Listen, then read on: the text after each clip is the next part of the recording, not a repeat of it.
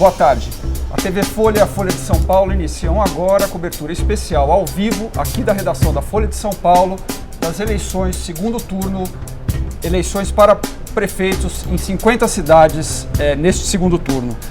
O programa vai ser transmitido ao vivo aqui da redação da Folha, perto da redação da editoria do Caderno Poder, onde está sendo fechada a edição de amanhã. E entre as 20 e as 21 horas, o programa será apresentado ao vivo na TV Cultura. TV Folha ao vivo na TV Cultura e, portanto, entre 20 e 21 horas. Estou aqui agora com o Mauro Paulino, diretor-geral do Datafolha, Vera Magalhães, editora do Painel, e Fernando Rodrigues, colunista e repórter especial da Folha em Brasília. O Ibope soltou agora uma boca de urna, Mauro, Fernando e Vera, dando a vitória para o candidato do PT em São Paulo, Fernando Haddad, com 57% dos votos válidos, e José Serra com 43%. Mauro, os números são praticamente idênticos ao da última pesquisa, que foi manchete, inclusive, da Folha de São Paulo, neste domingo. Confirma os resultados das pesquisas de véspera, tanto do Ibope quanto do Datafolha, divulgadas hoje, divulgadas ontem também, e confirma a manutenção em São Paulo de uma tendência já apresentada em todas as eleições anteriores, de o segundo turno ser uma disputa mais aberta do que o primeiro turno. Sempre em todas as eleições até aqui, o candidato que começou o segundo turno na frente, terminou praticamente com a mesma vantagem no final. A diferença nessa eleição é que, pela primeira vez, quem venceu o primeiro turno perdeu o segundo.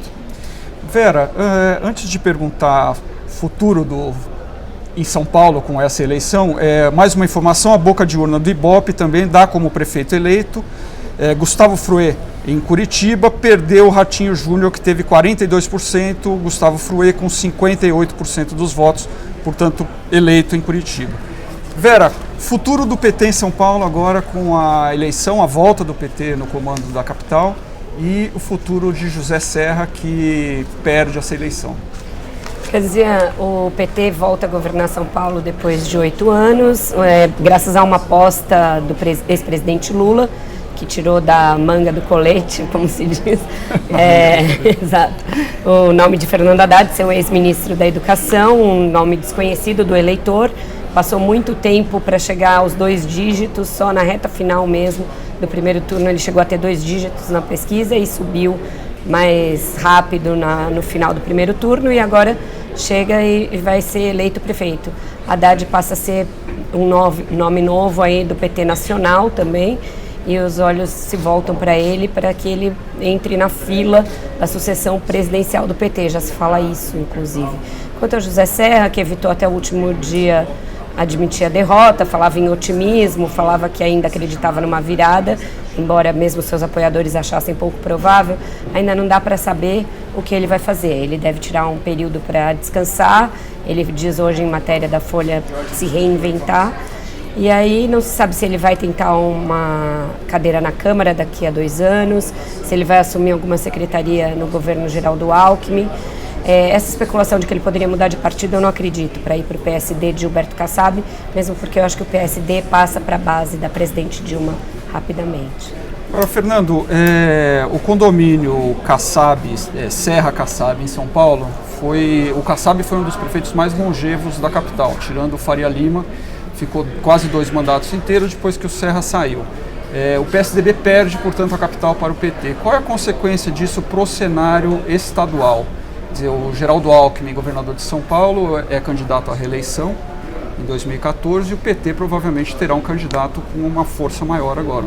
Você sabe que em política não tem um algoritmo para a gente colocar todos esses dados eleitorais e daí tirar uma conclusão para daqui a 2 ou 4 anos. Só para lembrar, Mauro, Vera, Fernando, que todas as vezes que teve uma eleição para prefeito de São Paulo, nunca esta foi a primeira vez que um presidente da República viu um prefeito ser eleito do seu mesmo partido. Então, Haddad é do PT, Dilma Rousseff é do PT. Em todas as vezes anteriores, o presidente era de um partido e o eleito em São Paulo era de outro. Podia até ser apoiado pelo presidente da República, mas não era do mesmo partido. Uma idiosincrasia dessa capital que é a maior do país.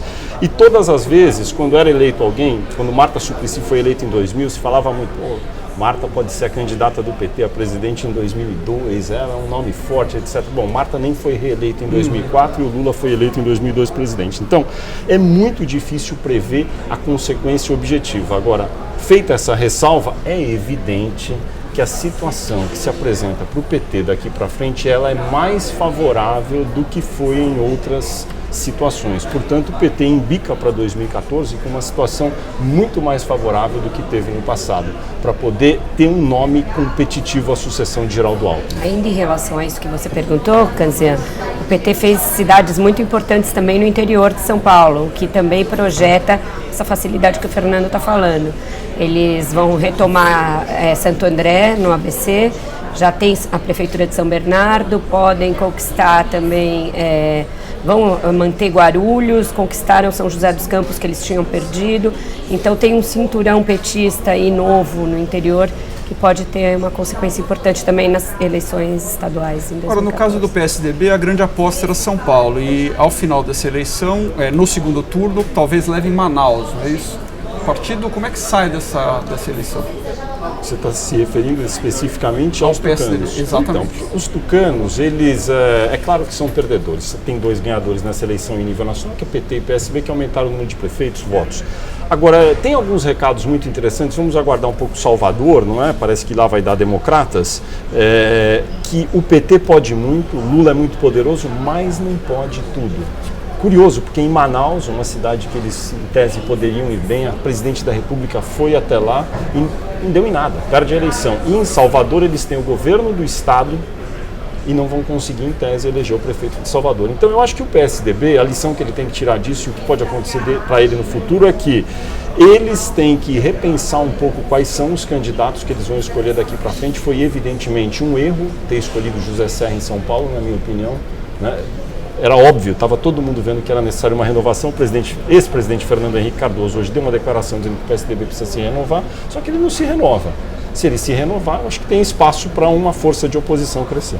É engraçado essa análise um pouco, porque quando o Serra se lançou, foi praticamente empurrado para ser candidato, porque os então pré-candidatos não tinham relevância eleitoral, não eram conhecidos e também não traziam essa renovação tão clara, porque André Matarazzo era um político já antigo, já tinha sido ministro secretário, Zé Aníbal é considerado um político pesado e Bruno Covas era muito inexperiente, muito cru.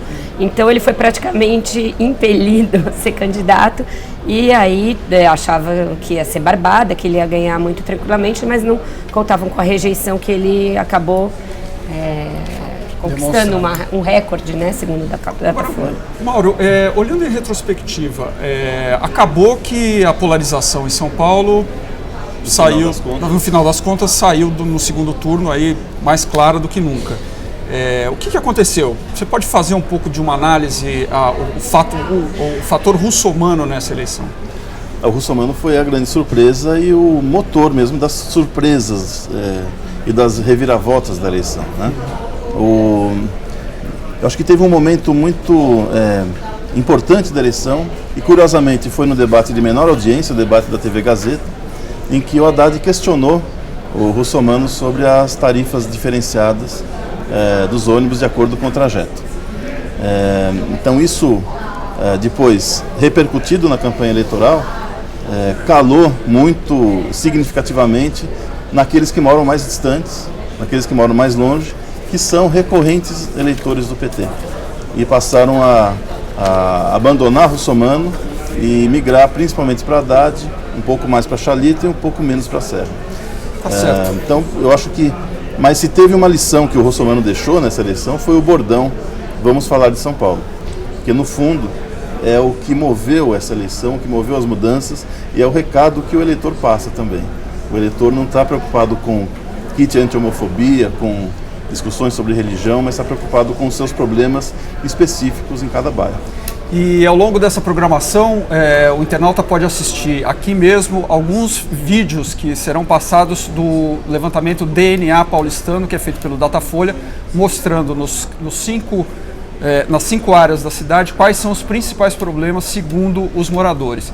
E lembrando que entre 20 e 21 horas, o TV Folha será exibido ao vivo, aqui direto da redação da Folha, na TV Cultura.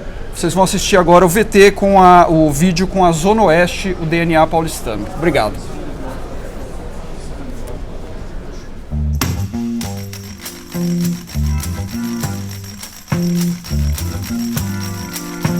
Por a gente não ter aqui por perto, muito próximo, uma praça, um lugar adequado para você fazer uma caminhada, para você se distrair, para você se divertir um pouco, como diz os cariocas, o shopping é a praia do paulista, né? Como é que vivem os moradores da maior cidade do Brasil? O Datafolha entrevistou 25 mil paulistanos para descobrir o que eles pensam da cidade, quais as maiores virtudes e quais os principais problemas de São Paulo. A gente consegue colocar uma lupa sobre cada um dos 96 distritos da cidade. É um questionário completo, 27 itens. É a segunda vez que o Datafolha faz isso. Nós fizemos a primeira rodada em 2008, permite uma série de análises, inclusive políticas. Evandro, você participou do primeiro DNA paulistano, né, em 2008, e agora está participando de novo. Me conta o que tem de mais surpreendente nos resultados da Zona Norte. Em 2008, a Zona Norte tinha o pior distrito da cidade na avaliação dos moradores, que era Brasilândia. Na Zona Norte, continua sendo pior, mas já melhorou bastante, na opinião dos moradores, sempre isso, a qualidade de vida na Zona Norte. É o distrito que mais melhorou. Em relação a 2008, o tipo de queixas dos moradores da Zona Norte mudou o tipo de queixa? Os dois principais problemas continuam os mesmos, mas pioraram. São calçamento, buraco nas ruas, e o segundo principal problema é trânsito. E os dois aumentaram. Na hora que você coloca a lupa é que você percebe realmente do que as pessoas reclamam, o que está ruim para eles. Os buracos nas ruas são o principal problema quando a pessoa pergunta qual é o principal problema do seu bairro. Mas na hora que você coloca a lupa e pede para as pessoas colocarem notas por itens, as pessoas dão nota mais baixa para a ausência de shopping centers na Zona Norte do que para buraco de rua. Para mim, eu não vejo nada de interessante de shopping aqui nesse pedaço. Shopping é luxo. Eu acredito que com a chegada do shopping, os benefícios para o bairro serão melhores. As empreiteiras de olho nisso já estão criando 2 shoppings na região. Um em Tucuruvi e outro na região de Pirituba. Se tampar os buracos é bom não só para mim, para todos, né? Não adianta eu desejar um buraco ali para mim consertar o carro do próximo, sendo que eu vou cair dentro dele também.